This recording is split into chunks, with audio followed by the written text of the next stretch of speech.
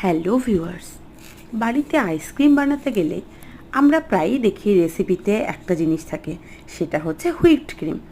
এই whipped cream যদি বাজার থেকে না কেনা হয়, এবার বাড়িতে ধরো এমার্জেন্সি না আমাকে আইসক্রিম বানাতে হবে, তো যাই হোক, এবার তাহলে বাড়িতেই আমি যদি হুইপড ক্রিমটা তৈরি করে নিই, সেই ক্ষেত্রে আমি কিভাবে তৈরি করব।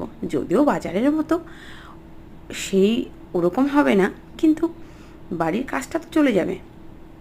চলো এবার আমরা দেখে নিই কীভাবে তৈরি করছি। প্রথমে আমি হুইপড ক্রিম বানানোর জন্য 1 লিটার দুধ নিয়ে নিয়েছি। দুধটাকে খুব ভালো করে জাল করে নেব এবং উপরে যে সরটা উঠছে যেটা মালাই, সেটাকে আমি তুলে নিচ্ছি। এবার একটা পাত্রে রুম টেম্পারেচারে রাখা কিছুটা দুধের সাথে কর্নফ্লাওয়ার আমি মিশিয়ে নিলাম। এবার আমি যখন ঘন হয়ে এসছে প্রায় হাফ মতো দুধটা জাল হয়ে, তখন আমি এর মধ্যে ভ্যানিলা এসেন্স দিলাম 1 চামচ এবং 2 চামচ চিনি দিলাম। আর ওই মিশিয়ে রাখা কর্নফ্লাওয়ার দুধটা আমি এর মধ্যে দিলাম। দিয়ে এবার এটিকে খুব ভালো করে নাড়তে থাকবো। ভালো করে নাড়বো যাতে হচ্ছে দলা পাকিয়ে না যায়। খুব ভালো করে নাড়তে থাকবো। এবার বেশ ভালো করে নেড়ে ছেড়ে ভালো করে নাড়তে নাড়তে অনেকটা ঘন হয়ে আসবে, একদম ঘন হয়ে আসবে। দেখো ভালো করে নাড়বো, দেখো অনেকটা ঘন হয়ে এসছে। এবার এই যে ঘন হয়ে এসছে, এবার এই আরেকটু পরিমাণে ঘন করবো এটাকে, আরেকটু ঘন করে নেব। বেশ আরেকটু ঘন হবে, দেখো অনেকটা হয়ে এসছে। এবার আমি গ্যাসটা বন্ধ করে দেব। গ্যাসটা বন্ধ করে দিয়ে এটাকে ঠান্ডা হতে দেব। ঠান্ডা হলে এর কনসিস্টেন্সি আরেকটু বেড়ে যাবে।